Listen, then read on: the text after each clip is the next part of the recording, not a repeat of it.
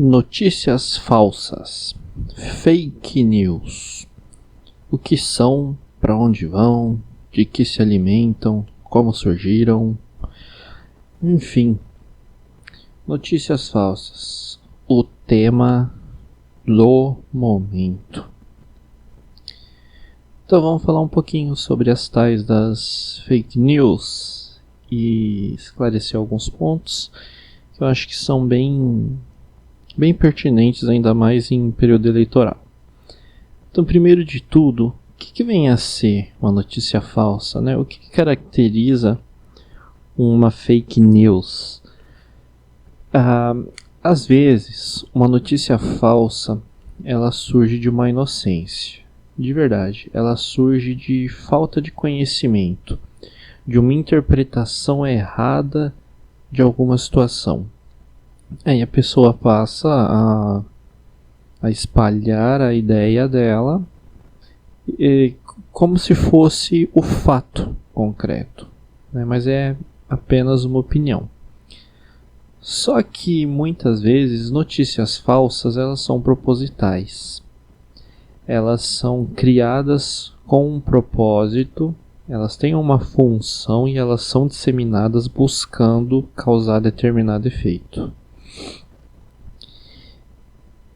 Em geral, costumam ser um recorte da realidade, um pedaço de alguma coisa.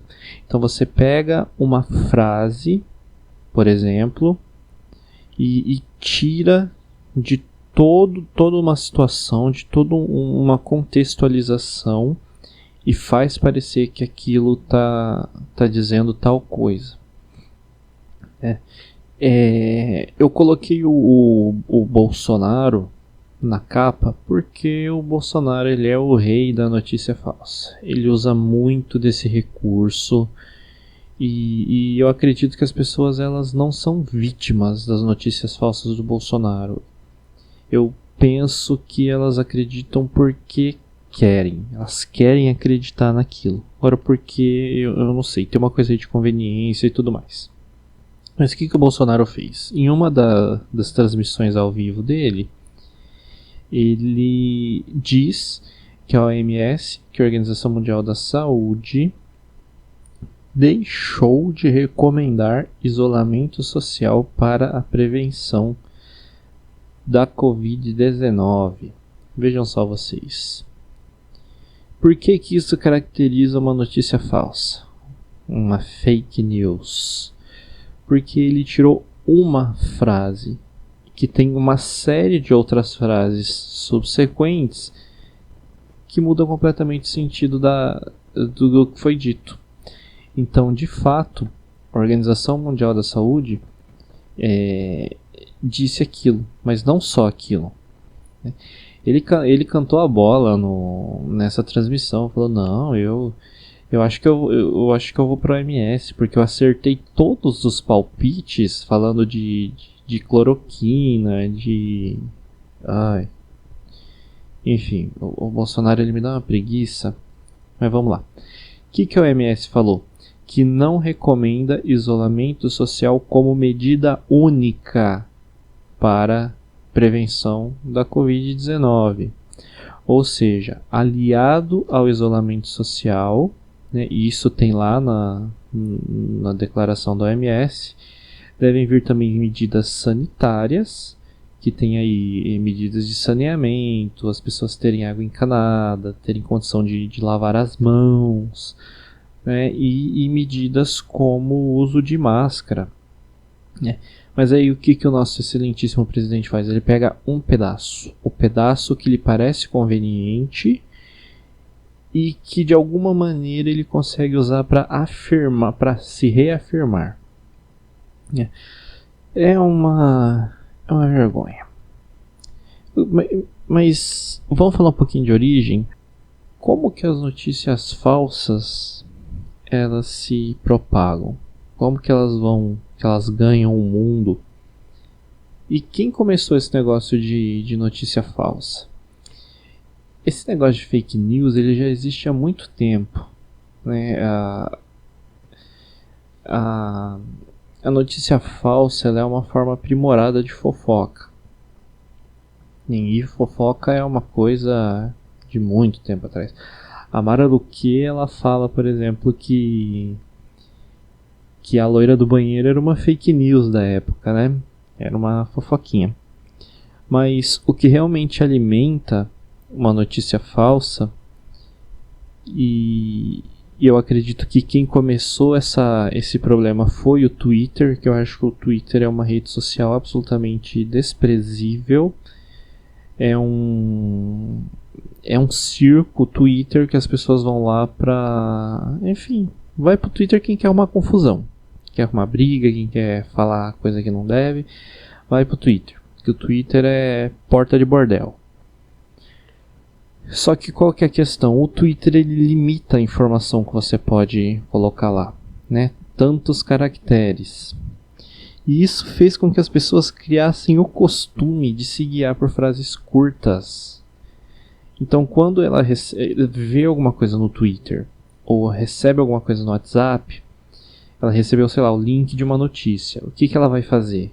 Ela vai ler a manchete. Ela não vai até o texto para ler tudo, para saber tudo que tá, toda aquela informação, para analisar, para avaliar, para ver se aquilo parece plausível. E quem alimentou, quem começou a alimentar isso foi o Twitter. Foi essa prática de textos curtos do Twitter que fez isso. As pessoas se tornaram preguiçosas, elas simplesmente não leem. Porque se você lê, se você analisar bem o que mandaram para você, você chega na conclusão que aquela é uma notícia falsa.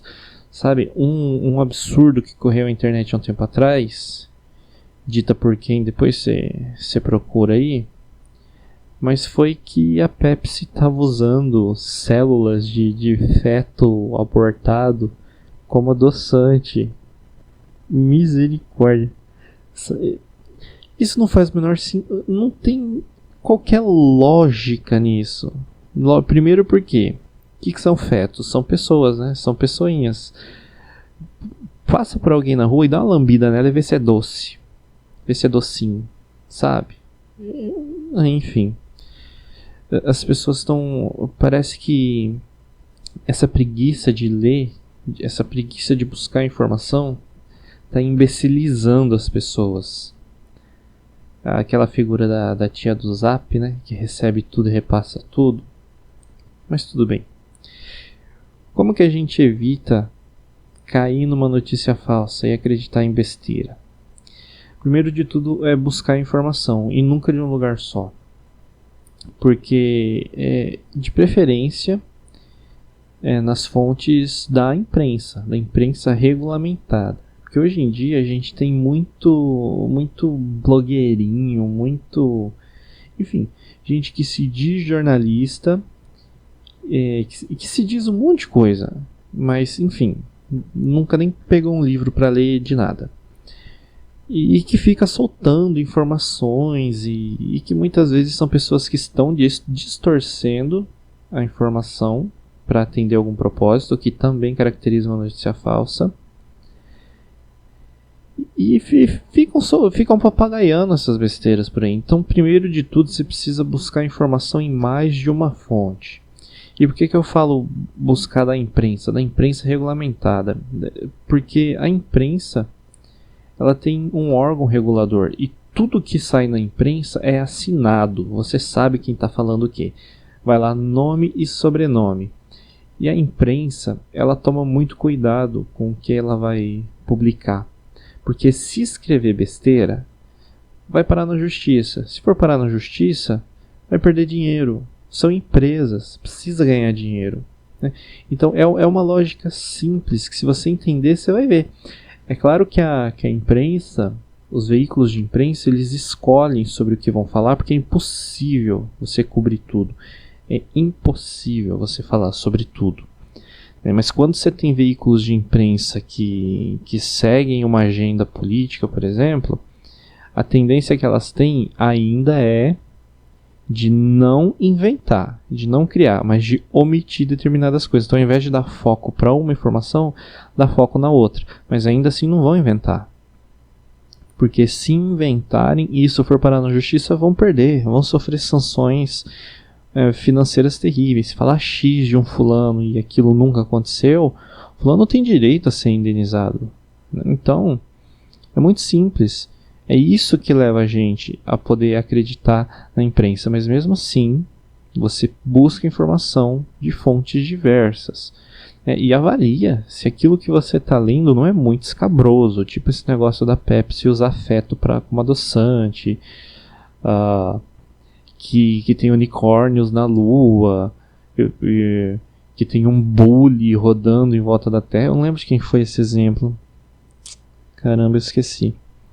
Mas pensa direitinho, reflete um pouquinho, busca uma noção e tenta sempre avaliar quem que pode estar ganhando alguma coisa com aquilo.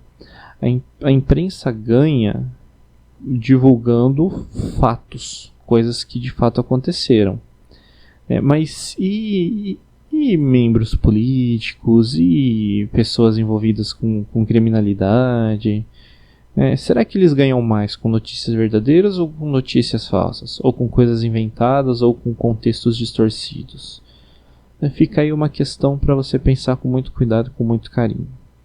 Tá bom? Se você gostou dessa transmissão, dá o joinha, se inscreve no canal, ativa o sininho para receber notificações de vídeos novos. Se você não gostou, dá o seu joinha também, vai. Você veio aqui e ouve e poxa.